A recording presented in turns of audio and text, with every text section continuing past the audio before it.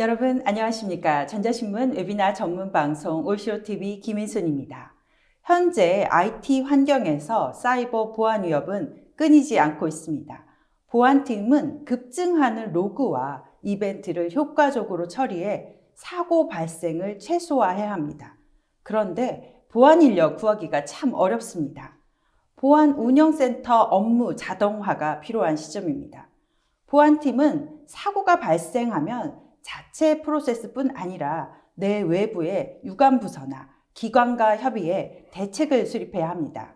오늘 한국 IBM과 최신 트렌드를 반영한 보안 운영 고도화에 대해서 알아보도록 하겠습니다.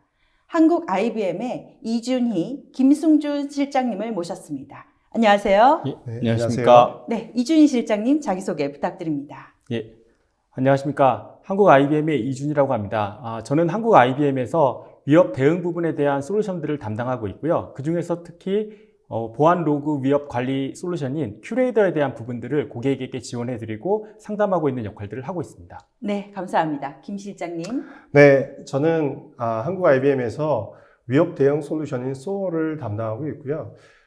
또한 그 사고 Threat Hunting이라고 하는 I2 솔루션을 같이 병행해서 맡아서 처리하고 있습니다. 네, 감사합니다. 오늘 발표는 약 45분간 이어집니다. 발표하는 동안 여러분들이 궁금하신 내용에 대해서 질의해 주시면 답변해 드리도록 하겠습니다. 설문조사도 진행 중이니 많은 참여 부탁드립니다.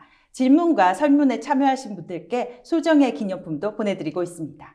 자, 그럼 지금부터 보안 관제 고도화와 오케스트레이션을 통한 보안 사고 대응 자동화에 대해서 알아보도록 하겠습니다. 이 실장님, 요즘 현실 세계에서 코로나19라는 그 생물학적 바이러스가 급속도로 확산되고 있는데 사이버 세계에서도 바이러스, 이제 악성 코드라고 하죠. 이런 공격들 여전히 많이 지속되고 있습니다. 사이버 위협을 탐지하는 방법 어떤 것들이 있을까요? 예. 기존에 많은 고객분들이 이제 사이버 위협이 어떻게 진행되고 있고 어떻게 대응할 것인가라는 것들을 고민하고 계시고요. 그 중에서 아마 관제 쪽에서 가장 많이 사용하고 계신 솔루션이 아마 심이라고 하는 영역이 아닐까라고 생각을 합니다. 그래서 제가 간단하게 1세대, 2세대, 3세대로 한번 구분해서 설명을 한번 드려보려고 하고 있습니다. 첫 번째 1세대에서는 로그를 수집하고 그거에 대해서 위협을 탐지하는 부분들에 좀 중점이 맞춰져 있었다라고 하게 되면 2세대로 넘어가면서 이 로그들에 대한 원본들을 분석하고 실제로 어떤 연관성이 있는지 하는 상관 분석이 굉장히 초점을 맞춰졌습니다. 그래서 상관 분석을 통해서 위협들을 탐지하고 탐지된 위협들이 어떻게 조치할 수 있는가라는 것들에 좀 더 중점을 뒀죠. 그런데 여기에서는 가장 큰 문제가 뭐냐라고 하게 되면 분석하는 사람들마다 편차가 너무 심하다는 겁니다. 네. 굉장히 잘하시는 분들은 좋은 결과를 낼 수 있지만 처음 맞고 내부에 대한 시스템들을 모르게 되면 그런 것들에 대한 결과가 좋지 않았다라는 단점이 있었다는 거죠. 그래서 3세대로 넘어가면서 어떤 부분들이 보강됐냐라고 하게 되면 요즘 얘기가 많이 되고 있는 AI라든가 머신러닝에 대한 부분들이 지속적으로 추가가 되고 그 부분에 대한 기능들이 향상되고 있는 것들이 사실입니다. 네. 여기에서는 기존에 보셨던 것처럼 어떤 위협들을 대응하는 부분뿐만 아니라 실제로 어떻게 조사할 때 도움이 될 수 있는가라는 것들을 지원해드리는 역할들을 하고 있습니다. 네, 말씀하신 대로 이제 AI하고 머신러닝까지 들어간 새로운 보안 관제들이 나타나고 있는데요. 기존과 어떻게 많이 달라지는지 한번 비교 설명 부탁드립니다. 예. IBM에서 계속적으로 얘기하고 있는 내용 중에 하나가 이 보안 관제가 1.0 세대가 있었고 이제 2.0으로 넘어가야 된다라고 하는 부분들입니다. 보시는 것처럼 1.0에서는 주로 이제 IT 쪽 보안을 중점을 뒀고요. 그 다음에 심이라고 하는 솔루션이 굉장히 중요한 역할을 했습니다. 네. 왜냐하면 탐지를 어떻게 하느냐가 가장 중요한 부분이었기 때문입니다. 그런데 이제 보안 2.0으로 넘어가게 되면 그럼 어느 부분이 가장 달라져야 되느냐라고 하게 되면 대응에 대한 부분들이 가장 중요한 역할로 부상하고 있습니다. 네. 왜 그러냐라고 하게 되면 기존에 탐지만 하고 나서 해봤더니 조치하는 데까지 너무 오랜 시간이 걸린 거죠. 어떤 걸 조치해야 될지, 어떤 프로세스를 따져야 될지, 어떤 영역까지를 대응해야 될지를 몰랐던 거죠. 그래서 이런 부분들을 그럼 어떻게 가야 하느냐라는 것들이 가장 중요해졌고요. 그래서 보안 2.0에서 IBM이 생각할 때 가장 중요한 부분들은 뭐냐라고 하면 대응에 대한 역할이다라고 그렇게 말씀드릴 수 있을 것 같습니다. 네, 그럼 실제 보안 관제 프로세스는 어떻게 되는지 알아볼까요? 예. IBM에서는 간단하게 한 4가지 종류로 생각을 하고 있습니다. 보안 관제 프로세스는 첫 번째, 가시성에 대한 부분이 가장 중요한 겁니다. 모든 부분에서 어떠한 위협들이 발생하고 있는지, 요즘같이 뭐 어플리케이션에 대한 것들도 다양해지고 있고, 그 다음에 클라우드까지 포함되다 보니까 관제하시는 분들이 봐야 할 영역들이 점점 더 늘어나고 있죠. 그래서 대용량의 로그를 어떻게 분석하고 어떻게 확인하고 어떻게 탐지할 것인가 라는 부분들에 대한 것들이 계속적으로 이슈가 되고 있는 부분들입니다. 그래서 그런 것들을 탐지하고 조사하고 그 다음에 마지막에 이제 어떻게 대응할 것인가. 대응할 때 내부자에 대한 위협은, 아니면 외부에서 발생하고 있는 위협은, 클라우드에서 발생하는 위협은 어떻게 대응할 것인가. 이러한 모든 부분들에 대한 대응들이 가장 중요한 핵심 과제로 지금 들어가고 있는 그런 상황입니다. 그것들을 간단하게 해서 보면요, 가시성에서 많은 고객들이 지금 하고 계신 게 자동으로 로그를 인지하고 분석하고 확인하고 그 정보를 추가해가지고 우리가 인리치먼트라고 많이 얘기를 하는데, 다양한 분석 방법들을 통해가지고 가시적인 부분들을 좀 더 확장하는 부분들을 쓰고 계시고요. 탐지에서는 가장 많이 하시는 것 중에 하나가 유즈 케이스라는 것들을 많이 들어보셨을 겁니다. 어떻게 하면 남이 당한 것들 내가 안 당할 수 있을까? 어떻게 하면 우리가 생각할 때 그런 것들을 대응할 수 있을까라는 것들을 많이 활용하고 계시고요. 그 다음에 어택이라든가 마이터에 나오는 어택 체인이라든가 이런 것들을 통해서 각각의 프로세스들마다 탐지할 수 있는 방안들을 확대해 나가고 있는 그런 부분들입니다. 분석에 대한 부분들, 조사에 대한 부분들은 계속적으로 많아지고 있고요. 비정형 데이터라든가 많아지고 있는 데이터만큼 그것들을 분석하는 부분들도 굉장히 강조가 되고 있는 것들이 사실입니다. 그리고 마지막에 들어가 있는 부분이 바로 대응과 관련된 겁니다. 이제 뒤쪽에서 계속 설명을 드리겠지만 어떻게 대응할 것인데, 기존처럼 그냥 티켓을 열고 티켓을 닫고 이것으로 끝날 것이냐, 아니면 실제로 이런 부분들을 어떻게 대응할 것인가 라는 것들을 워크플로우를 통해 가지고 하나하나 단계를 거쳐가면서 완성되는 모습으로 할 것이냐라는 것들이 이제 앞으로의 보안 관제에서 가장 중요한 부분이 될 거다라고 그렇게 보고 있습니다. 네, 지금까지 이준희 실장님이 급증하는 보안 위협에 대해서 보안 관제 프로세스가 어떻게 바뀌고 있는지에 대해서 설명을 해주셨는데요. 지금부터는 김승준 실장님과 함께 실제 IBM이 제시하는 기술과 솔루션에 대해서 알아보도록 하겠습니다. 네. IBM 이 변화하는 보안 관제에 어떤 솔루션을 제공하고 계신 건가요? 앞에서 설명해 주셨듯이 실제 분석하는 단계나 탐지하는 부분에 있어서는 상당히 스킬업이 많이 되어 있는 상태입니다. 그러면 지금 오늘 설명드리고자 하는 SOA를 도입을 할 때 왜 이 SOA라는 개념이 부상이 됐는지에 대한 도입 배경을 한번 좀 설명을 드리도록 하겠습니다. 도입 배경을 한번 설명을 드리면, 첫 번째가 지속적인 기술 인력의 부족입니다. 이게 클라우드나 IoT나 뭐 여러 가지 환경들이 변화를 하면서 그에 적합한 보안 인력들을 확보하는데 상당한 어려움을 겪고 있는 게 사실입니다. 네. 어렵게 인력을 구하면 그 인력들이 계속해서 스킬업을 시키면서 남아 있어야 되는데 또 다른 데로 이직을 해버리는 게 문제인 조금 더 거죠. 능력이 좋아지면 많은 스카우트가 오죠. 그렇죠. 네. 그러면서 이제 어느 정도 보안 업무에 대한 프로세스가 정립이 되어 있는 상황에서 성문화되고 시스템화되어 있다라고 하면 그나마 괜찮을 텐데, 그런 성문화되고 시스템화되기 전에 사람들이 이직을 해버리게 되면 다시 베이직 라인부터 시작해야 되는 그런 이슈가 발생을 하는 거죠. 네. 그리고 두 번째, 공격의 빈도와 위험도가 증가를 하고 있습니다.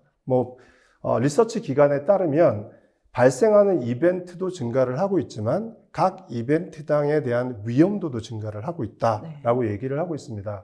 바꿔서 얘기를 하면 하루에 10만 건이나 100만 건의 시큐리티 이벤트가 발생을 하고 있다라고 가정을 하고요. 발전된 SIEM을 통해서 하루에 100개 정도 이벤트를 줄였어요. 근데 내부에 있는 인력이 한 3명에서 4명 정도의 보안 인력들이 그 이벤트를 처리해야 된다라고 하면 여전히 시간적으로 부족한 상황이 발생을 하는 거죠. 그리고 세 번째가 2018년 5월 25일 날에 저희 GDPR이라고 하는 새로운 법규가 시작이 됐는데, 한국의 ISMS나 PIMS나 GDPR과 같은 여러 규제들이 이제 새롭게 적용이 되면서 한국에서 개인정보 유출 사고가 발생했을 때뿐만이 아니라 글로벌하게 비즈니스를 하고 있을 때 해외에서 우리 고객이 가진 데이터가 유출이 됐을 때 어떻게 거기에 맞춰서 규제에 어긋나지 않게 사고를 처리할 건지에 대한 부분도 상당한 좀 문제가 되고 있는 상황이죠. 네. 점점 어려워지고 있는 상황입니다. 그리고 네 번째로 말씀을 드리면, 예전 보안 사고들 같은 경우에는 뭐 IT 운영팀이나 보안팀 두 팀 정도만 해도 어느 정도 보안 사고에 대한 핸들링이 가능했다라고 하면 최근에 발생하고 있는 보안 사고들은 보안팀 외에 타 부서나 또는 외부 기관에 보고를 해야 된다던가 또는 전문 기관들과 추가적인 업무 협조를 통해서 해결해야 되는 이슈들이 많아지고 있거든요. 네. 그러면서 점점 예전과 다르게 업무 처리함에 좀 복잡해지는 환경들을 만나실 수가 있습니다. 그래서 가트너에서는 이런 이슈들을 해결하기 위해서 SOAR라고 하는 새로운 개념을 이제 소개를 했습니다. 네, SOAR. 네. 확실히 무엇인지 지금 네. 오늘 그 웨비나를 보시는 분들이 SOAR가 어떤 것인지 정확하게 알 수 있도록 네, 좀 네. 정의 설명 부탁드립니다. 네. 2017년도에 가트너에서는 SOAR라고 하는 새로운 개념을 이제 소개를 했는데 SOAR는 크게 세 가지 영역이 유기적으로 잘 동작을 할 때 우리는 SOAR다라고 얘기를 합니다. 네. 첫 번째가 SOA 영역입니다. Security Orchestration and Automation이라고 하는 영역인데 처음에 이 orchestration이라는 용어가 되게 낯설 수가 있어요. 낯서네요. 근데, 네. 그 orchestration이라는 용어는 그냥 기존에 가지고 있던 사람이 하고 있는 보안팀, 보안 솔루션, 그리고 보안 프로세스를 개선해서 네. 예전에 하고 있었지만 잘 못하고 있는 케이스들이 상당히 많이 있잖아요. 그 시스템들, 각각의 컴포넌트들을 개선해서 유기적으로 보안 사고가 발생했을 때 잘 대응할 수 있게끔 만들어주는 걸 오케스트레이션이라고 이해를 해주시면 됩니다. 네. 그렇게 이제 프로세스를 개선을 하고 개선된 프로세스에 맞게끔 자동화를 해주는 거죠. 기존 인력들이 반복적으로 했던 업무들을 모듈화시키고 그 모듈들을 유기적으로 조합해서 자동으로 처리할 수 있게끔 그렇게 만들어주는 영역이 SOAR 영역이라고 보시면 될 것 같고요. 두 번째 영역인 SIRP 영역입니다. 이게 Security Incident Response Platform이라고 이제 저희가 얘기를 하는데 이 영역 같은 경우에는 실제 보안 사고가 발생을 했을 때 SOA 영역 같은 경우에는 예방 단계라고 좀 보시면 이해가 편하실 것 같고 네. SIRP 영역은 사후 단계로 좀 이해를 해주시면 될 것 같아요. 랜섬웨어가 발생했다, 개인정보 유출 사고가 발생했다, 디도스 공격이 발생했다. 이건 실제 보안 사고가 터진 거잖아요. 그렇죠. 그럴 때 저 자동화를 통해서 막을 수 있는 건 되게 제한적이거든요. 제한적이죠. 그래서 실제 보안팀, 운영팀, 그리고 그 외적인 뭐 예를 들어 데이터 유출 사고가 저기 그리스에서 발생을 했다라고 하면 그와 관련된 대응 프로세스, 어떻게 우리가 GDPR에 보고를 해야 되고 그리고 개인한테는 어떻게 통보를 해야 되고 타 부서와는 어떻게 협업을 해야 되고 여러 가지 복잡한 업무 프로세스가 이제 펼쳐지게 돼 있거든요. 네. 이때 그런 각각의 유형별 보안 사고에 대해서 어떤 대응 프로세스로 우리는 처리할 것인가 라고 가이드를 주는 영역이 이제 SIRP 영역으로 보시면 될 것 같아요. 네, 이 두 가지만 해도 엄청난 것 같은데 그렇죠. 한 가지의 요소가 더 들어있네요. 그렇습니다. 네. TIP 영역이라는 건데 SOA 영역에서 기본적으로 자동화를 포커스를 한다라고 하면 실제 관제팀에서 인시던트가 넘어오면 항상 하는 일이 있어요. 아티팩트라고 하는 부분들을 분석하게 돼 있는데 네. 그때 그 아티팩트를 자동으로 위협정보 플랫폼을 통해서 자동으로 분석하고 빠른 피드백을 받을 수가 있게끔 만들어주는 게 이제 TIP 영역입니다. 네. 지금까지 정의에 대해서 알아봤는데 그러면 SOAR가 어떤 역할을 하고 있는지 살펴보도록 하겠습니다. 뭐 앞에서 정의를 했기 때문에 주요한 역할들은 정의된 부분에서 역할들이 이제 만들어지겠죠. 네. 그래서 오케스트레이션이나 자동화 부분, 그리고 사고에 대한 관리, 그리고 협업하는 부분에 대한 역할들을 기본적으로 가져가게 되고요. 네. 그리고 대시보드라든가 레포팅을 통해서 보안 관리자가 좀 더 쉽게 운영 관리할 수 있게끔 지원해주는 역할들을 같이 하고 있습니다. 네. 그럼 실제 보안 사고가 발생했을 때 SOAR가 어떻게 동작하는지 살펴보도록 하겠습니다. 동작은 크게 세 가지 단계, 세 가지 영역으로 제가 뭐 개인적으로 좀 나눠볼 수 있다라고 생각을 하는데요. 첫 번째가 이제 이벤트가 발생되고 그 발생된 이벤트를 분석하는 단계가 1단계로 저는 생각을 합니다. 그리고 그 분석되는 단계에서는 뭐 여러 가지 기술들, 앞에서 이준희 실장님이 말씀해 주셨듯이 여러 가지 분석 기법들을 통해서 분석을 합니다. 그리고 분석된 결과가 이러한 이벤트들, 여러 가지 이벤트들을 조합해 봤더니 이거는 이런 공격으로 정의가 돼.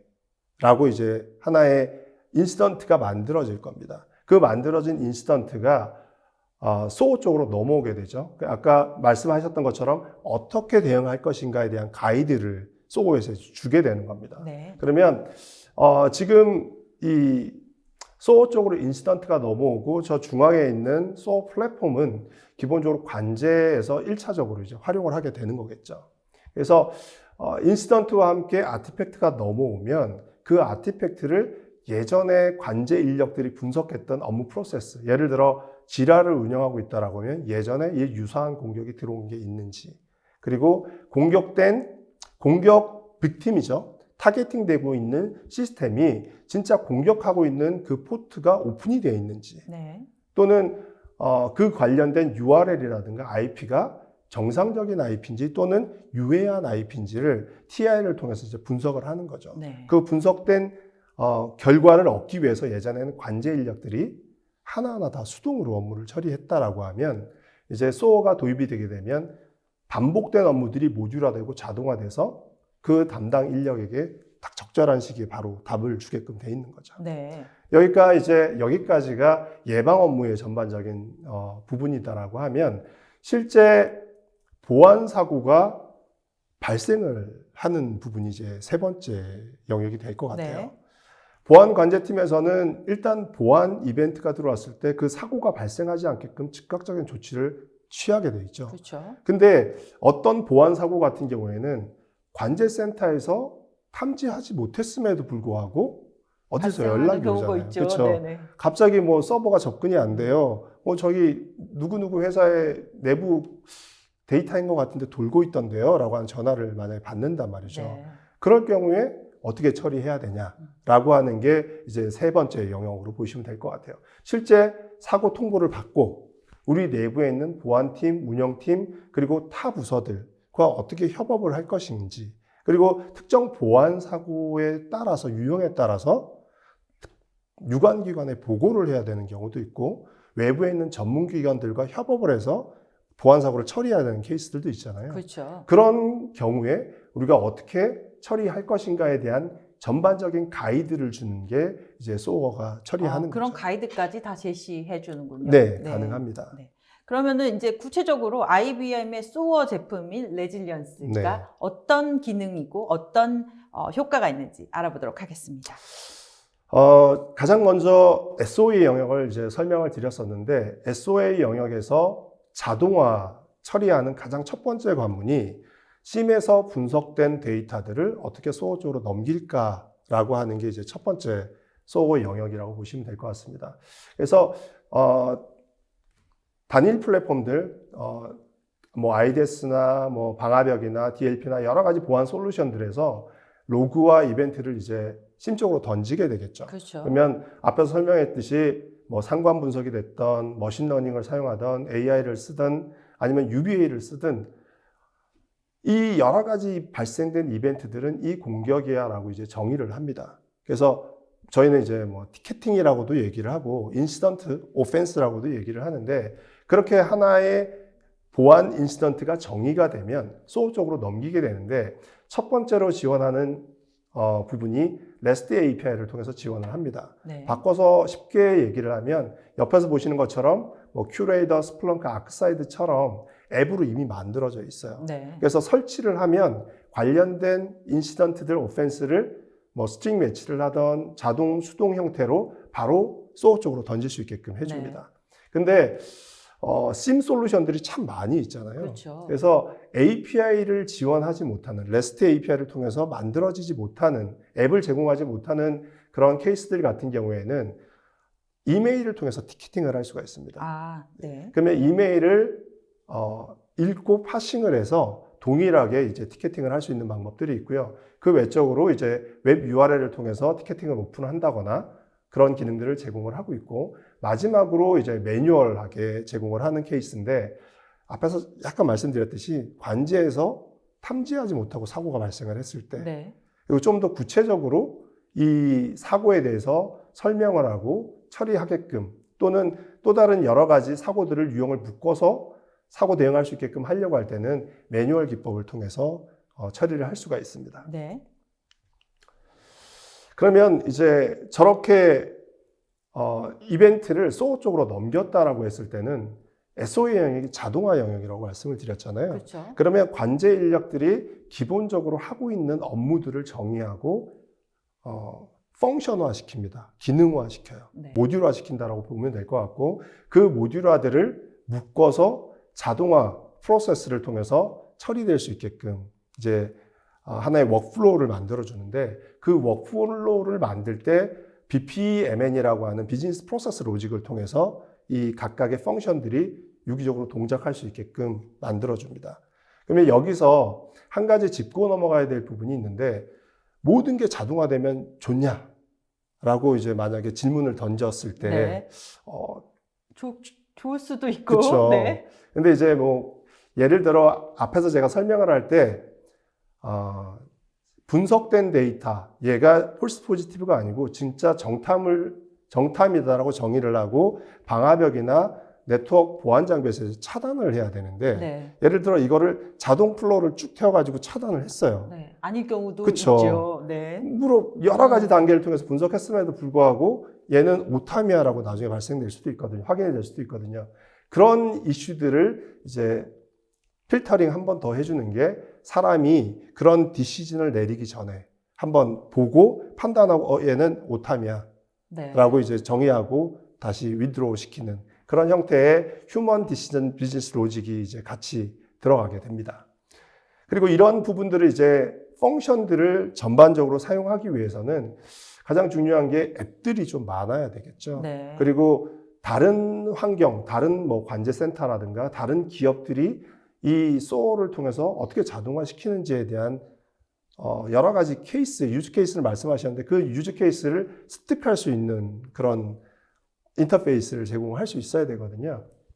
IBM 리질리언트 같은 경우에는 앱 익스체인지라고 하는 앱들을 다운로드 받고 관리할 수 있는 그 하나의 공인된 웹페이지를 운영을 합니다. 네. 일종의 스토어 같은 곳이군요. 맞습니다. 앱스토어 네, 네, 네. 같이 운영을 하고 있다고 보시면 될 것 같고, 지금 현재 한 150여 개의 앱들이 이미 다 검증이 돼서 올라가 있고요. 네. 그 외적으로 이제 GitHub나 또는 IBM 시큐리티 커뮤니티라고 하는 사이트가 있습니다. 네. 그 안에 들어가면 리질리언트를 사용하는 고객뿐만이 아니라 월드와이드 SOA 엔지니어들이 이제 다 들어와서 어떤 특정한 케이스라든가 새로운 개발된 툴들이 있다라고 하면 그 부분들을 같이 공유하는 그런 환경들이 만들어져 있거든요. 그래서 좀 더 쉽게 이런 워크플로우라든가 이런 것들을 운영할 수 있게끔 기능들을 같이 제공을 하고 있습니다. 네. 그리고 말씀하셨듯이 이제 SOA의 세 가지 요소 중에 또 중요한 부분으로 떠오른 네네. 위협 인텔리전스, 그렇죠. 트레이드 인텔리전스는 어떻게 제공하고 계신지 알아볼까요? 위협 인텔리전스 같은 경우에는 어떻게 보면은 보안 관제 인력들이 하는 반복된 업무의 버든을 가장 많이 줄여줄 수 있는 네. 기능이다라고 저는 보고 있고요. 지금 리질리언트 자체에서는 10여 개에 달하는 사고 대응 플랫폼 인터페이스를 제공을 하고 있습니다. 네. 지금 보시면 뭐 IBM에서 운영하고 있는 엑스포스뿐만이 아니라 시만텍, 뭐 파이어아이, 지금 여기는 제가 추가를 하지 않았는데 뭐 시스코라든가 바이러스 토탈, 여러 가지 이제 외부 큰 트레이드 인텔리전스 플랫폼에서 제공하고 있는 데이터들을 활용할 수가 있고요. 네. 그런 부분들이 이제 옆에서 보시는 것처럼 온오프 토글링을 통해서 진행을 할 수가 있습니다. 만약에 제가 FireEye의 아이사이트를 사용을 하고 있다, API 키를 가지고 있다라고 하면 저기 토글링을 통해서 사용함으로 변경을 하면 API 키 값을 입력을 하게끔 돼 있어요. 네. 그렇게 입력을 하고 아티팩트가 들어오게 되면 들어온 URL이나 해시코드나 IP 값들을 이제 FireEye가 운영하고 있는 아이사이트로 보내서 분석한 결과를 제가 바로바로 확인을 할 수 있게끔 해주는 그런 기능이 TIP 기능으로 제공을 하고 있다고 보시면 될 것 같고, 당연히 엑스포스는 훨씬 더 아주 긴밀하게 연결이 되어 있겠죠? 네, 뭐 긴밀하게 연결되어 있는 부분들도 있겠고, 지금 다른 TIP 같은 경우에는 비용을 추가적으로 지불해야 하고 사용을 해야 된다라고 하면 엑스포트 같은 경우에는 비록 완전 무료는 아니지만 특정한 뭐 200개 이상의 레코드를 매일 사용할 수 있게끔 그렇게 기술을 지원하고 있습니다. 원래 트레드 인텔리전스가 꽤 비싸잖아요. 그렇죠. 그렇죠? 네. 네.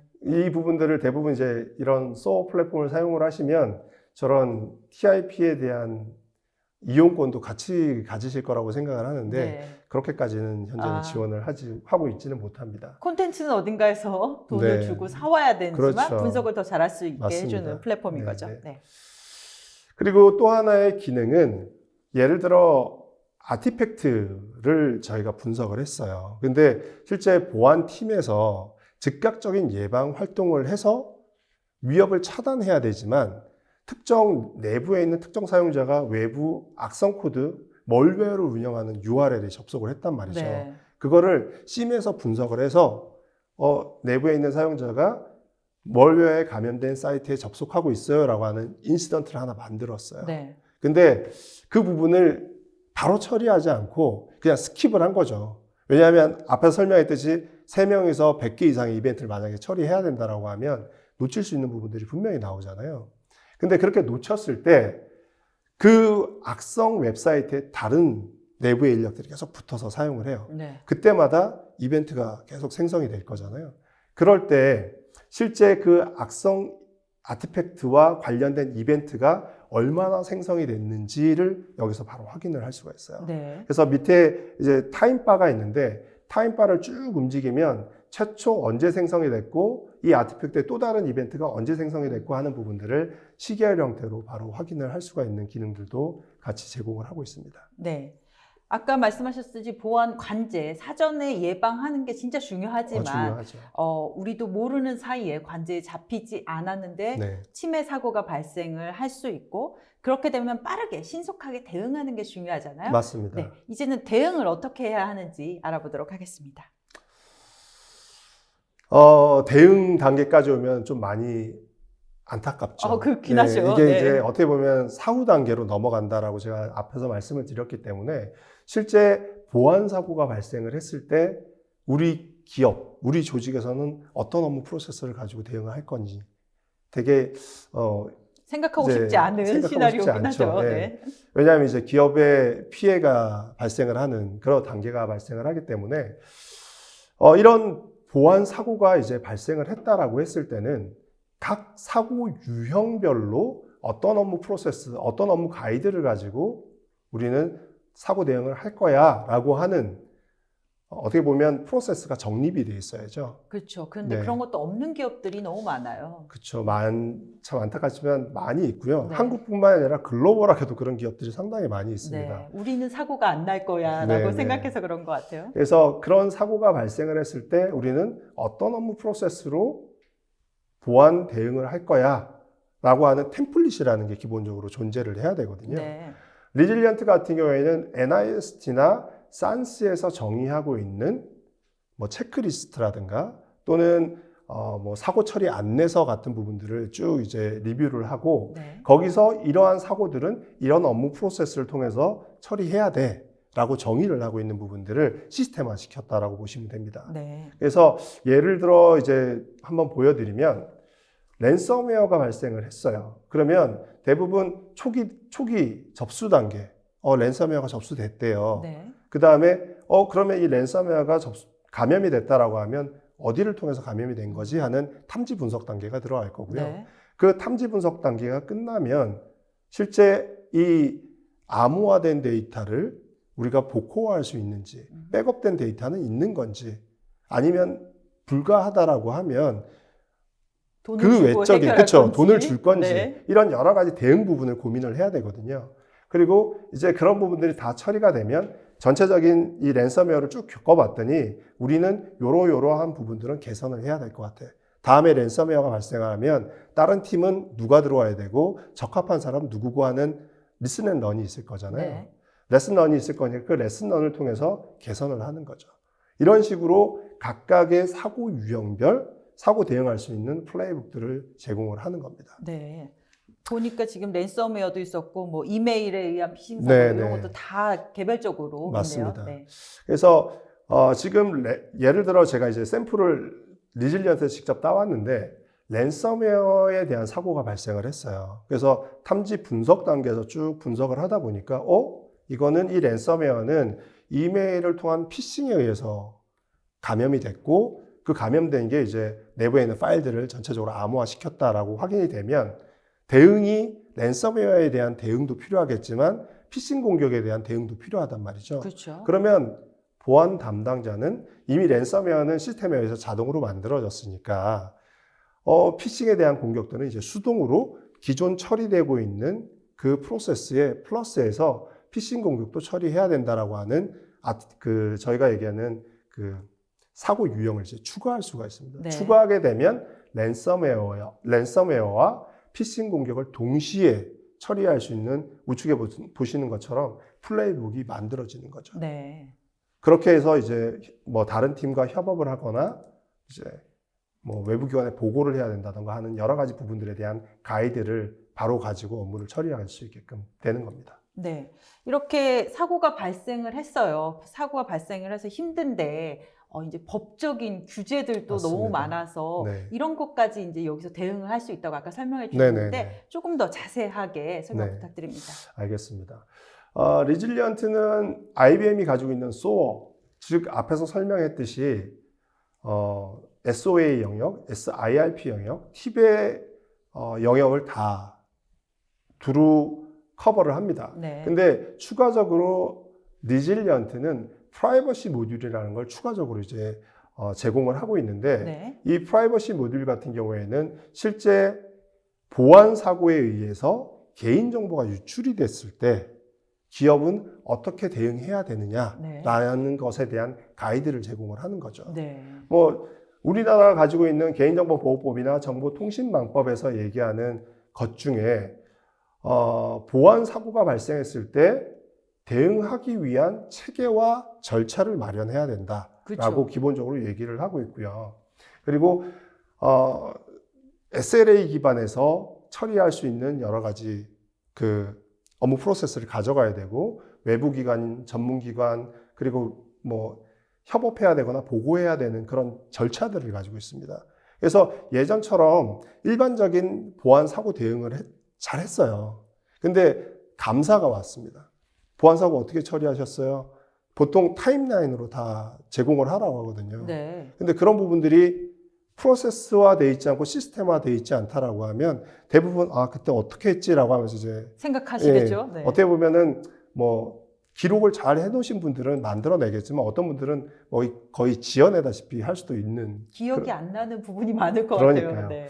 그래서 그런 개인정보 유출 사고, 컴플라이언스에 위배되는 보안 사고가 발생했을 때 어떤 프로세스로 처리할 수 있을까? 그 부분을 이제 가이드해 주는 게 이제 프라이버시 모듈이라고 보시면 될 것 같고, 네. 기본적으로 개인정보 유출 사고가 발생을 했다라고 하면 데이터 유형별 또는 그 데이터 유형이라는 걸 정의를 하게 되면 이게 파이낸셜 데이터인지 개인 데이터인지 또는 의료 데이터인지에 대한 정의를 할 수가 있잖아요. 그렇죠. 그래서 뭐 히파라든가 PCI DSS 같은 그런 규제에 맞게끔 대응할 수 있는 프로세스를 이제 가져와야 되는 거죠.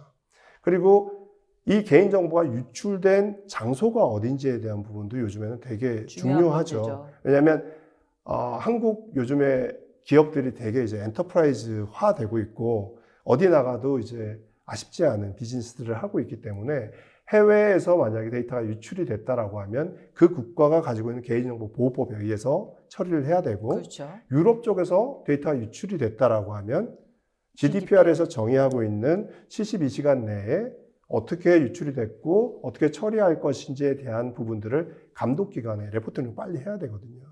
근데 그런 부분들을 이제 처리할 수 있게끔 가이드를 이제 주는 거죠. 그래서 한번 보시면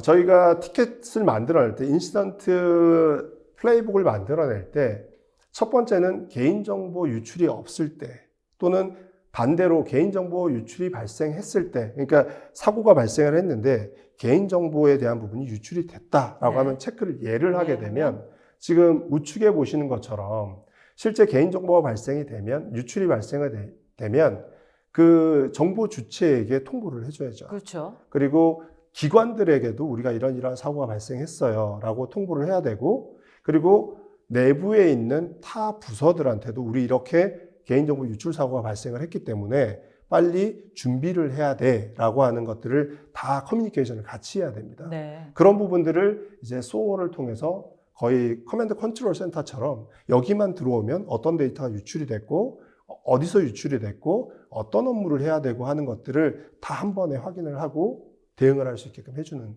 그런 영역이 이제 컴플라이언스 프라이버시 모듈이라고 이해를 해주시면 될 것 네, 같습니다. 어떻게 보면은 개인정보 유출이 어쩔 수 없이 됐을 때 그 그렇죠. 이후에 빠르고 신속하게 대응을 해서 피해를 기업의 이미지라던가 이런 네네. 것들에 대해 입는 피해를 최소화할 수 있는 네. 이런 방안이라고 보이는데요.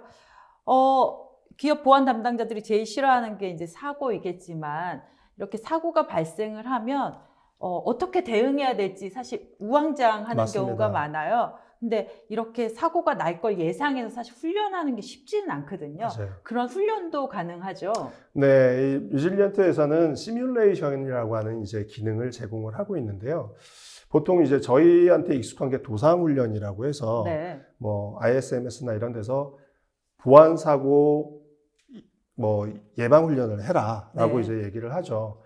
그러면 그 보통 그럴 때 보면 큰 관제 센터 같은데 이제 각종 벤더 엔지니어들이 다 모여서 공격을 해보고 실제 탐지가 되는지도 보고 레포팅하고 이런 그쵸. 시뮬레이션을 하게 되죠. 레드팀. 그렇죠. 그렇게 하게 되는데 리질리언트에서도 이제 동일한 유사한 이제 그 시뮬레이션이라는 훈련을 할 수가 있는데 보면은 뭐 악성 코드에 감염이 됐다, 시스템이 해킹이 됐다, 랜섬웨어에 걸렸다, 데이터가 유출이 됐다 여러 가지 케이스들이 있습니다. 네. 근데 제가 여러 가지 컨설팅 문서들을 봐도 각각의 사고 유형별로 어떤 업무 프로세스를 가지고 대응하셔야 돼요라고 친절하게 플로우를 만들어서 제공해주는 결과 문서는 못 본 것 같아요, 아직. 기업마다 약간 달라서 네, 일 수도 다르니까요. 있을 것 같은데요. 근데 이제 리질리언트 같은 경우에는 각각 다르지만 통상적으로 산스나 NIST라고 하면 저희가 신뢰할 수 있는 기관들이잖아요. 그렇죠. 글로벌하게 사용되고 있는 침해 사고 대응 프로세스는 이렇다라고 네. 하는 템플릿을 만들어서 이제 제공을 하거든요. 그러면 기본적으로 이제 템플릿이 이제 주어지겠죠. 그러면 그 템플릿을 가지고 말 그대로 훈련을 하는 겁니다. 한번 해보는 거죠. 네. 일단은 글로벌 그 기업들은 이렇게 훈련을 한대라고 그 템플릿을 가지고 훈련을 해보면 실제 한번 훈련을 해봤더니 이거는 우리 기업 입장에서는 잘 안 맞는 것 같아. 이러이러한 부분들 수정하고 단계도 좀 줄이고 외부 기관도 뭐 서트라고 되어 있지만 우리나라는 키사니까 키사에 보고해야 돼라고 하는 여러 가지 이제 시뮬레이션을 하면서 최적의 그 대응 프로세스가 나올 겁니다. 네. 그러면 그 최적의 대응 프로세스를 이제 실 프로덕트 라인에다 적용을 하는 거죠. 그래서 사고가 발생을 했을 때 뭐 아까도 얘기했던 뭐 결제를 받거나 협업을 하거나 하는 부분들에 걸리는 시간들을 최소화하면서 최대한 빠르게 사고에 대응할 수 있게끔 뭐 그걸 바꿔서 얘기하면 기업에서 발생할 수 있는 피해액을 최소화시킬 수 있다라고 하는 그게 가장 중요한 포인트가 되겠죠. 네. 이렇게 뭐 매일매일 사고가 발생하지는 않지만 네. 어쨌든간 보안적으로 어떤 위협이 있다. 네. 이런 것들을 이제 뭐 보고해야 될 이슈도 되게 많이 있잖아요. 맞습니다. 이런 것들을 좀 체계적으로 보고해주거나 관리할 수 있는 그런 네, 기능도 네. 있나요? 리질리언트에서 이제 대시보드와 보고서 기능들을 제공을 하고 있는데요. 어떤 솔루션도 마찬가지지만 대시보드나 보고서는 제공을 합니다. 네. 근데 소어 같은 경우에는 보셔야 되는 게 침해 사고에 대한 대응 플랫폼이잖아요. 네. 그러면 침해 대응을 할 때 여러 가지 단계로 나눠집니다. 뭐 관제가 기본적으로 들어가겠죠. 레벨 1, 레벨 2, 레벨 3, 매니저, 시소. 또 좀 더 나가면 그 관제 서비스를 받고 있는 각 기업들이 있어요. 그렇죠. 그러면 대부분 어떤 욕심들이 있냐면 내가 하는 일에 대한 대시보드를 내가 보고 싶은 거예요. 아, 네. 그렇죠. 레벨 1은 내가 한 일에 대한 대시보드를 난 보고 싶고 시소는 이그젝 레포팅이 될 수 있는 대시보드를 보고 싶고 또 다른 관제 서비스를 받고 있는 그런 기업들은 다른 회사는 모르겠고 네. 우리 회사에 들어오는 보안 이슈들이 어떤 것들이 있었는지 대시보드를 보고 싶잖아요. 각 기능별로 권한을 다 나눠서 각각 사람들이 원하는 대시보드를 제공을 할 수가 있습니다. 네. 그리고 레포트 부분을 보시면 실제 레포트 부분은 뭐 이그젝한테 보고하는 부분들 또는 각 팀들끼리 정보 공유 차원에서도 레포트를 활용할 수도 있겠지만 그렇죠. 실제 이제 컴플라이언스에 위배되지 않게 우리가 어떤 절차, 어떤 사람들이 그 업무를 처리했고 얼마만큼 걸렸는지 시간은 그런 부분들을 SLA 기반으로 만약에 우리가 제출을 해야 된다, 레포트를 제출을 해야 된다라고 하면 히스토리 레포트, 이그젝 레포트, 여러 가지 형태의 레포트를 제공함으로 해서 그런 레포팅을 만드는 그런 부담들을 많이 줄여줄 수 있는 기능들을 같이 제공을 할 수가 있습니다. 네, 본업인 보안 네, 관제를 네, 더 네. 열심히 할 수 있는 기능이네요. 맞습니다. 네, 지금까지 IBM 소울 레질리언스의 주요 기능에 대해서 설명을 해주셨는데 네. 조금 더 뭐 추가적으로 해주실 말씀이 있나요? 추가적으로 이제 말씀을 좀 드린다라고 하면 SOA 영역, 뭐 SIP 영역, 팁 영역, 프라이버시 영역에 쭉 설명을 드렸지만 SOR 같은 경우 저희가 SOA 영역에서 가장 중요한 포지션을 차지하는 게 이제 관제센터의 그렇죠. 업무를 최소화시켜주는 부분인데 MSSP가 활용할 수 있게끔 권한 관리, 테넌트에 대한 관리들을 할 수 있는 MSSP 모듈이라는 게 또 따로 있습니다. 네. 그래서 관제 서비스를 하고 있는 기업에서 여러 고객들한테 서비스를 권한을 분리를 해서 만약에 서비스를 해야 된다. 또는 퍼포먼스에 대한 부분들을 좀 분산해서 우리는 서비스를 하고 싶다라고 하면 MSSP 모듈이라는 걸 이제 활용을 하시면 될 것 같고 기본적으로 이제 뭐 유저 그룹이라든가 그리고 권한에 대한 관리 그리고 특정 사고가 발생했을 때 그 사고 처리 내역들에 대한 부분을 타임라인으로 쭉 같이 제공을 하는 그런 기능들까지 같이 제공을 한다라고 보시면 될 것 같습니다. 네, 지금까지 주요 기능과 추가 기능까지 설명해 주셨는데 IBM 레질리언스 도입하면 네. 어떤 효과 있다라고 최종 정리 부탁드립니다. 기대 효과를 보면 크게 세 가지로 나눠서 좀 볼 수가 있을 것 같아요. 가장 먼저 실무적 효과죠. 네, 뭐 보안 관제실에 있는 인력들이 이 소울을 도입을 하면 내 업무가 얼마나 편해지느냐. 그리고 내가 진짜 보안 사고가 발생한 중요 보안 이벤트에 대해서 좀 더 시간을 할애해서 분석할 수 있는 시간을 가질 수 있느냐. 이게 되게 중요한 부분인데 일단 반복적인 업무를 모듈화시키고 자동화함으로 해서 그 시간들을 충분히 가져갈 수 있는 거죠. 네, 좀 더 가치 있는 분석 업무에 좀 더 많은 시간을 할애를 할 수 있다라는 게 이제 실무적 효과로 볼 수가 있을 것 같고 두 번째는 관리적 효과죠. 관리자들이 솔루션을 도입을 했는데 뭐 실무만 좋고 나는 별로다라고 하면 의미가 별로 없잖아요. 관리자의 보이는 측면이 되게 중요해요. 그렇죠. 네. 관리자 입장에서는 이제 크게 보면 실제 우리 기업에 어떤 보안 사고들이 발생을 했고 실제 이 보안 사고들에 투입된 인력이 어떻게 되고 얼마만큼 시간이 걸렸고 또 지금 이슈가 급한데 정시에 끝나지 않고 이제 SLA 기반으로 봤을 때 그 시간 안에 끝나야 되는데 그 시간이 넘어서 오버듀된 인시던트들은 뭐가 있는지에 대한 부분들을 즉각적으로 활용을 할 수가 있거든요. 확인을. 네. 그러면서 최종적으로는 실제 투자 대비 우리가 어떤 이익들을 가져간다라는 걸 바로 ROI를 확인을 하기가 상당히 유용합니다. 네. 그래서 뭐 C레벨 입장에서는 가장 중요한 게 저희가 100원을 넣었는데 200원이 리턴이 됐어요. 또는 지금 현재 투입된 인력들 가지고는 이 보안 사고를 적절하게 대응할 수가 없어요라고 하는 뭔가 근거 데이터, 정성적인 게 아니라 정량적인 데이터가 필요하잖아요. 네. 그런 데이터를 소어라는 플랫폼을 통해서 만들어내는 그게 이제 두 번째 관리적 효과로 보실 수 있을 것 같고 네. 그리고 이제 기업적인 입장에서 전사적인 효과는 가장 좋은 게 아까도 얘기했지만 사고가 발생을 해서 그 사고에 대한 대응 시간이 길어지면 피해가 커지죠. 피해가 커지죠. 피해를 줄일 수 있는 게 가장 큰 부분이고 그리고 앞에서 우리가 얘기했던 기술 인력에 대한 부족 현상이 가장 큰 이슈였단 말이죠. 그러면 제대로 된 인력이 들어왔을 때 그 인력이 가지고 있는 노하우들을 성문화시키고 시스템화시키면 기업 전체의 자산화가 되는 거예요. 그래서 자산이 계속 이제 쌓이게 되는 그런 효과를 가져갈 수 있는 게 이제 전사적 효과로 볼 수 있을 것 같습니다. 네, 감사합니다. 네. 지금까지 보안 관제 고도화와 이제 IBM의 SOAR 플랫폼인 레질리언스의 주요 기능에 대해서 알아봤습니다. 저희가 발표하는 동안 여러분들 질문 많이 주셨는데요. 질문 중에서 답변해 드리도록 하겠습니다. 설문조사도 여전히 진행 중입니다. 설문하고 질문해 주신 분들께 표정의 기념품 보내드리고 있으니까요. 많은 참여 부탁드립니다. 그럼 첫 번째 질문 보도록 하겠습니다.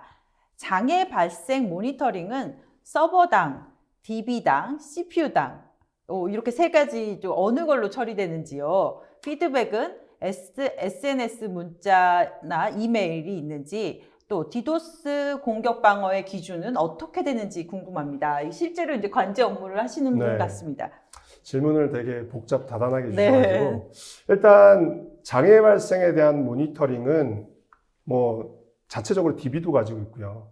OVA라고 하는 VMware 형태로 저희가 운영을 하기 때문에 당연히 서버당도 미치게 됩니다. 그리고 CPU도 당연히 적용이 되겠죠. 네. 그런데 장애가 만약에 발생했다라고 하면 장애는 HA에 대한 부분을 일단 먼저 말씀을 드리면 리질리언트 같은 경우에는 그 VMware의 버추얼 어플라이언스 형태로 구성이 됩니다. 네. 그래서 실제 장애가 발생했을 때 DR 구성을 하는 부분을 이제 IBM에서는 추천을 하고 있지만 DR 구성을 통해서 이중화를 한다라고 했을 때는 비용적인 부분이 좀 많이 발생을 해요. 그래서 VMware 자체가 가지고 있는 vMotion 기능을 이용을 해서 두 대의 하드웨어에 EXXI 서버를 설치를 하고 이제 뒷단에는 하나의 이제 스토리지를 두겠죠.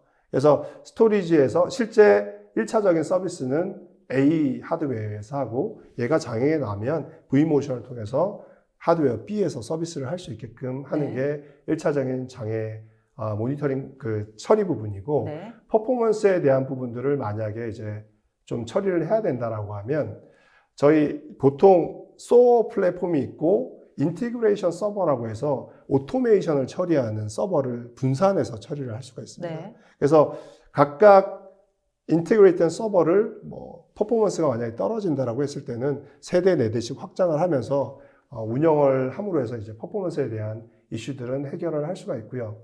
그리고 피드백 부분은 제가 이 장애에 대한 피드백인지 제가 볼 때도 이제 장애가 발생했을 때 이거를 알려주는 방법인 것 같아요. 문자인지 뭐 SNS를 통해서 하는지 이메일을 하는지 뭐 그 외에 다른 방법이 있는지. 장애에 대한 피드백 같은 경우는 이것도 시스템이기 때문에 네. 뭐 심이나 아니면 다른 모니터링 장비들이 있을 거예요. 네. 그 장비들을 통해서 할 수는 있을 것 같고 자체적으로는 얘가 장애가 발생했기 때문에 뭐 전달할 수 있는 방법들은 없지 않나 싶습니다.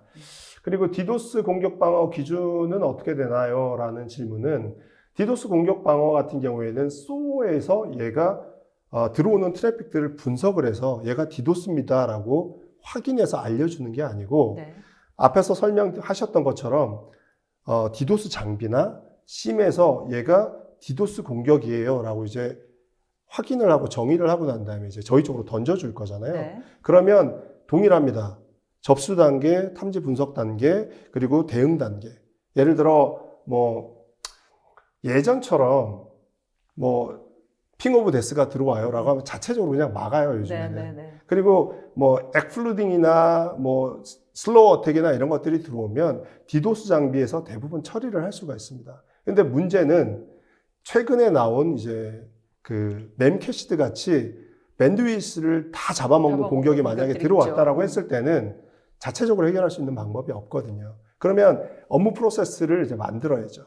이런 멤캐시드와 같은 공격이 들어왔을 때 우리는 클라우드에 있는 클라우드 플레어와 같은 외부에 있는 그 서비스 업체를 사야지 되잖아요. 되죠. 트래픽을 돌려야 되니까. 그렇죠. 그러면은 그때 돌릴 때 비용적인 부분이 발생을 할 텐데 그 비용 발생 부분을 실제 사고가 발생했을 때 뭐 다른 팀들과 막 협의를 하면서 야 우리 이거 돈 얼마가 비용까지 들어가는데 얘기를 해야 되죠. 그렇죠. 그러면 시간이 많이 걸리죠. 장애 시간이 점점 길어지잖아요. 그러면 그런 이슈가 발생했을 때 우리는 다른 타 부서들과 어떻게 협의해서 이 사고를 빨리 처리할 것인지에 대한 가이드를 미리 만드는 거죠. 네. 템플릿에다가 디도스에 대한 템플릿도 있겠지만 그런 프로세스를 추가를 함으로 해서 그런 사고가 발생했을 때 좀 더 빠르게 사고 대응을 할 수 있는 환경을 만드는 게 이제 기능이라고 보시면 될 것 같습니다. 네, 다음 질문 드리도록 하겠습니다. 트레드 인텔리전스 플랫폼에 있어서 글로벌 보안 회사들의 협력이 중요하다고 봅니다. IBM은 어떤 형태로 어떤 보안 회사들과 위협 정보를 공유하여 TIP 솔루션을 제공하는지요? 하고 질문 주셨는데요. 예, 기본적으로 IBM에서는 엑스포스라고 하는 그 연구소가 있고요. 네. 엑스포스라고 하는 연구소에서 각각의 트레드 인텔리전스 정보들을 취합해서 분석하고 있습니다.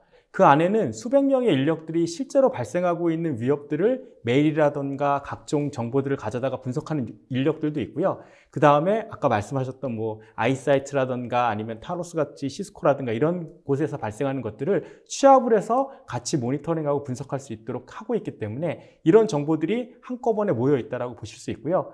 또 왓슨이라고 하는 저희 그 인공지능을 이용해서 이런 정보들을 계속적으로 돌아다니면서 학습하고 그 정보들이 계속 업데이트되고 있는 그런 상황입니다. 네. 다음 질문 보도록 하겠습니다. 로그를 수집하고 분석해서 SOA를 넘긴다고 하셨는데 로그에 남지 않는 보안 위협 행위는 없는지요? 그런 경우는 어떻게 간제가 가능할까요? 이런 게 아까 그런 케이스였던 것 같은데요. 네.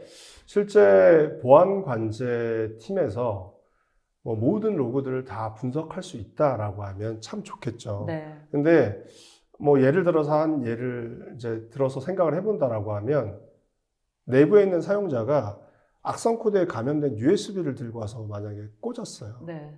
그래서 감염이 내부에서 시작이 된 거란 말이죠.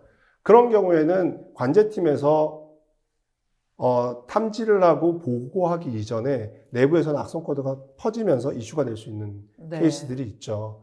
그리고 저희가 아까 설명한 것 중에 UBA에 대한 설명도 드렸었는데 네. 실제 공격들이 뭐 비정상적인 트래픽을 생성하지 않고 그냥 보통인데 내부에서는 악성 코드가 감염이 돼서 네. 비정상적인 행위를 하고 있다라고 만약에 가정을 한다라고 하면 그 또한 관제팀에서 쉽게 디텍팅하고 분석할 수 있는 환경이 안 되는 거거든요. 네. 실제 사고가 만약에 발생을 했다라고 했을 때는 사고를 보고받은 매니저가 수동으로 이 사고가 뭔지를 빨리 확인을 하고 그에 맞는 대응 프로세스를 수동으로 만들어낼 수 있는 게 이제 어떻게 보면 아까 말씀드렸던 그 설명이 네. 될 것 같습니다. 그리고 간단하게 이제 탐지 측면에서 한번 보면요. 탐지할 때 이제 우리가 화이트 스페이스라고 많이 얘기하는데 전체를 볼 수 있는 부분들, 로그로 사실 볼 수는 전체를 다 볼 수는 없거든요. 그래서 요새 기업들을 보게 되면 EDR이라고 하는 것들을 통해 가지고 엔드포인트에 대한 모니터링 아니면 네트워크 포렌식이라든가 네트워크 모니터링에 대한 부분들을 같이 병행해서 화이트 스페이스라고 하는 우리가 보지 못하는 공간들이 줄어들도록 그렇게 노력하고 있는 것들이 현재 상황입니다. 네. 다음 질문 보도록 하겠습니다. 이번은 이제 도입을 하고 싶으신 것 같아요. 도입되는 하드웨어와 소프트웨어 규모가 궁금합니다. 소프트웨어만 별도로 구매해서 보유하고 있는 하드웨어 설치가 가능하다면 하드웨어 대수와 사양은 어느 정도 돼야 하는지요? 이게 제가 볼 때도 되게 규모가 클 것 같은 느낌이거든요. 네. 아닌가요? 일단 소프트웨어 기반으로 만들어져 있습니다. 네. 그래서 앞에서 설명드렸듯이 그 버추얼 어플라이언스 형태로 VMware에 올라가는 그 버추얼 어플라이언스로 만들어져 있고요. 만약에 내부에서 VMware 환경이 구축이 되어 있다라고 하면 소프트웨어만 구매해서 사용을 하실 수가 있겠죠. 네. 그리고 가상화의 가장 큰 장점 중에 하나가 만약에 하드웨어에 대한 확장도 가능하겠지만 내부에 리소스가 있다라고 하면 앞에서 말씀드렸던 인티그레이션 서버 같은 그 자동화 서버들을 확장을 하면서 충분히 퍼포먼스에 대한 부분들을 확장을 할 수가 있습니다. 네. 다음 질문 드리도록 하겠습니다. SIRP 부분에서 EDR, EPP 솔루션이 난립하고 있는데 좀 전에 설명하셨죠. 네. 근데 IBM이 권장하는 솔루션 방안이 있나요? 하고 이렇게 질문 주셨는데요. 요즘에 IBM에도 EDR이나 이런 것들을 대신할 수 있는 것들이 있나요? 따로 IBM에서는 그런 것들은 가지고 있지 않고요. 네. 사실 EDR이냐 EPP냐 어떤 솔루션을 쓰느냐 이런 부분들은 우리 내부 환경하고 어떻게 잘 맞을 수 있느냐를 사실 고민해 보셔야 되거든요. 네. 그러니까 우리가 기본적으로 사실 EDR과 EPP를 딱 나눌 수 있느냐라고 하면 그렇지는 또 않은데 애매하죠. 예, 네. EPP라는 것들이 우리가 그냥 생각할 때는 프로텍션에 좀 더 강조가 그렇죠. 되어 있는 거고 EDR은 모니터링에 좀 더 강조가 되어 있는 부분들입니다. 우리가 만약에 내부 사용자들을 좀 더 통제를 할 수 있고 이 사용자들의 불만이 크지 않다라고 하면 사실 EPP가 좀 더 편하겠죠. 네. 그렇지만 우리는 분석할 수 있는 인력들이 충분하고 분석에 대한 요건들을 가져갈 수 있다라고 하게 되면 사실 EDR이라고 하는 것들을 통해서 보고 분석할 수 있는 부분들이 더 많다라고 그렇게 보여집니다. 그래서 어느 부분을 선택하느냐, IBM은 뭘 권장하느냐라고까지는 말씀드리기는 어렵지만 그런 부분들은 보시고 선택을 하시는 게 좋을 것 같다라고 그렇게 말씀드릴 수 있을 것 이 같습니다. 보안 담당자들이 그런 점을 되게 어려워해요. 예. 그래서 어떤 다른 우리와 똑같은 예. 종류의 기업이 이런 걸 선택했다 하는 것들을 많이 보고 그렇죠. 참고하고 계십니다. 그래서 저런 질문 주신 것 같고요. 다음 질문 드리도록 하겠습니다. 보안 사고 대응 자동화 단계가 기본적으로 솔루션의 템플릿으로 가지고 있는 것인지 아니면 기업마다 회사에 맞게 정의해야 되는 것인지요? 지금 말씀하신 부분은 자동화 단계라고 하면 크게 이제 두 가지로 나눠볼 수가 있을 것 같아요. 제가 앞에서 설명했던 플레이북이라는 게 있을 수 있고요. 네. 그리고 워크플로우라는 게 있을 수가 있습니다. 그래서 플레이북 같은 경우에는 사후 대응이라고 말씀을 드렸잖아요. 네. 실제 보안 사고가 발생했을 때 기업들이 어떤 업무 프로세스를 가져가야 되는지에 대한 가이드를 제공하는 것인데 그런 부분들은 이미 NIS나 산스에서 정의하고 있는 여러 보안 사고 유형별로 가이드를 제공을 하고 있어요. 네. 근데 이제 워크플로우, 자동화 부분 SOA 영역 같은 경우에는 기업마다 가지고 있는 보안 솔루션 그리고 업무에 대한 패턴 이런 것들이 다 다르기 때문에 그런 부분들은 앱을 설치해서 워크플로우를 이제 만드는 작업들을 추가적으로 좀 해주셔야 되는 부분들이 있습니다. 네. 마지막 질문 드리도록 하겠습니다. 레질리언스가 SOAR, 즉 SOA, SIRP, TI까지 제공 가능한 플랫폼인데 TI를 제외하고는 두 가지는 기본적으로 사용할 수 있는 플랫폼으로 이해하면 되는 걸까요? 하셨고 덧붙여서 망분리 환경에서 검토 가능한 기관도 있을까요? 뭐 말씀하신 것처럼 망분리 환경에서도 SOA 영역과 SIRP 영역은 충분히 활용이 가능합니다. 네. 그리고 그쵸. 뭐 충분히 활용하는데 전혀 문제가 없으실 것 같고 망분리된 환경에서도 만약에 프록시를 사용해서 운영을 할 수 있는 환경이 된다라고 하면 프록시를 통해서 TI 정보를 추가적으로 활용할 수 있는 부분들도 고려해 볼 수 있을 것 같습니다. 네, 이렇게 망분리 환경이 있는 또 공공기관이라던가 주요 시설들은 저런 걸 도입하고 싶어도 네네. 약간 제약이 따르는 상황 때문에 그랬던 것 같습니다. 오늘 두 분 수고 많이 하셨는데요. 마지막으로 소감 한 말씀 부탁드립니다. 예, 그 보안 관제가 이제 아까도 프로세스가 이렇게 넘어가고 있고 단계로 넘어가고 있다라고 말씀을 드렸는데 이렇게 변화하고 있는 환경에서 가장 중요한 부분이 사실은 SOA 영역이라고 생각이 됩니다.